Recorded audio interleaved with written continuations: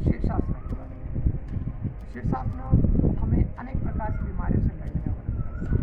जैसे आजकल टीनेजर्स में सबसे ज़्यादा बीमारियाँ कहें या फिर कंडीशन कहें, उनके बाल झड़ना, आँखों की दिक्कत, आँखों की प्रॉब्लम, आँखों से दिखना कम हो जाता है। तो ऐसी बहुत सारी बीमारियाँ हैं, जैसे हमारा ब्लड सर्कुलेशन भी कम नहीं होता है बहुत सारे लोगों को। तो शीर्षासना अगर यदि कोई परफॉर्म करता है, शीर्षासना अगर कोई अभ्यास करता है शीर्षासना, तो उसको इन सारी बीमारियों से निजात मिल सकती है। और शीर्षासना को करने से उनका ब्लड सर्कुलेशन भी सही होता है, बालों की समस्या भी ठीक होती है, और आँखों की समस्या, जिनको आँखों से कम दिखता है, आँखों की अनेक प्रकार की बीमारियाँ करती हैं, उनको उनसे निजात पाने के लिए शीर्षासना सबसे उत्तम है। लेकिन समस्या ये आ जाती है कि हम शीर्षासना करें, हमारा शरीर कई बार उस अलाइनमेंट, उस आसन में जाने के लिए हमें अनुमति नहीं देता है, जिससे हमारा उस आसन में बैलेंस नहीं बनता, आसन में हम स्थिर रह ही नहीं पाते। इसका कारण कहीं ना कहीं हमारी कोर स्ट्रेंथ का नहीं होना, हमें उस आसन में कभी हम गए नहीं, तो हम उस आसन को नहीं कर सकते। तो आज हम जानेंगे कि शीर्षासना हम कैसे कर सकते हैं, इसके लिए क्या बेसिक्स हैं, कुछ एक्सरसाइज है। हम बात एक्सरसाइज की करते हैं, यहाँ पर किसी आसन को परफॉर्म करने के लिए हम किसी एक्सरसाइज की बात करते हैं, जिसमें शीर्षासना को हम कुछ कंडीशंस में बांट देते हैं। आसन हो, कोई भी आसन हो, उसको हम कुछ कंडीशंस में बांट देते हैं, फिर उन कंडीशन को हम परफॉर्म करके अलग अलग, फिर उनको एक साथ मिलाकर हम उस आसन को परफॉर्म करते हैं। आसन को परफॉर्म करने के लिए हमें उन कंडीशंस में जितने भी स्टेप्स हमें दिए गए होते हैं, उनको हमें धीरे धीरे धीरे धीरे उनको परफॉर्म करते हैं, तब जाकर हमारी मसल मेमोरी बन जाती है, फिर हम उस आसन को परफेक्ट अच्छे तरीके से परफॉर्म कर पाते हैं। तो आइए जानते हैं वो कौन सी कंडीशंस हैं, कौन सी एक्सरसाइज है जिनके माध्यम से हम शीर्षासन करेंगे। जब कोई शीर्षासन परफॉर्म करता है तो उसको एक समस्या आती है, वो है गर्दन की समस्या, नेक पेन की समस्या। तो नेक पेन की समस्या से बचने के लिए हमें क्या करना है, प्रॉपर वे में अपना वार्म अप करना है। वार्म अप में आप क्या कर सकते हैं, गर्दन को अप एंड डाउन कर सकते हैं। इस एक्सरसाइज को आप 10 से 15 बार आराम से कर सकते हैं। लेफ्ट टू राइट आप साइड वॉच कर सकते हैं। ध्यान रहे कि सांस का पूरा ध्यान रखें। जब आप गर्दन को अप एंड डाउन करते हैं तो सांस ऊपर जाते वक्त सांस भरें, और नीचे आते वक्त सांस खाली करें। साइड में जाए तब सांस खाली करें, और बीच में आए सांस भरें, और फिर साइड में जाए तो सांस खाली करें। इसी प्रकार आप नेक का हाफ रोटेशन कर सकते हैं। नेक के फुल रोटेशन से आपको बचना है, नेक का फुल रोटेशन आपको नहीं करना है। गर्दन को आगे रखें और हाफ रोटेशन यहाँ पर करें। ठीक इसी प्रकार आप पीछे की तरफ भी नेक का रोटेशन कर सकते हैं। फुल रोटेशन आपको नहीं करना है, उससे आपको बचना है। अब शीर्षासना में स्थिर होने के लिए कहीं ना कहीं हमारी कोर स्ट्रेंथ सबसे ज़्यादा काम करती है। तो हमें क्या करना है, अपनी कोर पर पूरा काम करना है, अपनी कोर स्ट्रेंथ को बढ़ाना है। तो इसके लिए आप कुछ सिटअप्स लगा सकते हैं, जैसे हाथ यहाँ पर लगाकर आप धीरे धीरे ऐसे अप एंड डाउन कर सकते हैं। इससे आपको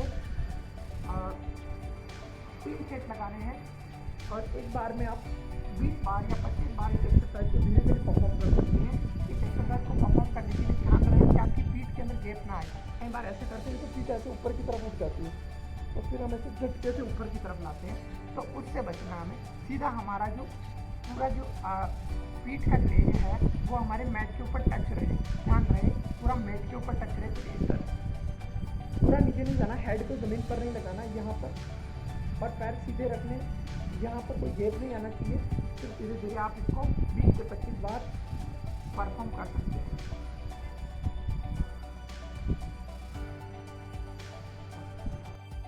फिर इसके बाद आप पर्वत आसन और भुजंग आसन का अभ्यास करेंगे, ताकि आपकी शोल्डर ओपनिंग अच्छे से हो जाए, ताकि शीर्षासन में जब आप जाएं तो आपको किसी प्रकार की दिक्कत ना हो, आपकी बॉडी में ज़्यादा आर्च ना हो, बॉडी आगे की तरफ न जाए।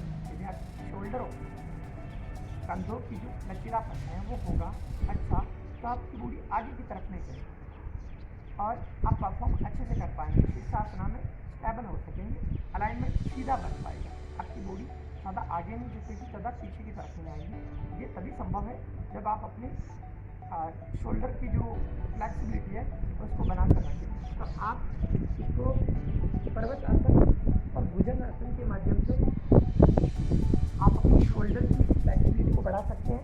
आप धीरे धीरे करके इसको परफॉर्म करें, 10 से 15 बार इसको परफॉर्म कर सकते हैं। हम चाहें स्ट्रेच लगा सकते हैं आराम आराम से। आपकी एल्बो में भी, आपकी भुजाओं में इसमें ताकत मिलेगी आपको, और आपकी शोल्डर फ्लेक्सिबिलिटी भी अच्छी खासी हो जाएगी।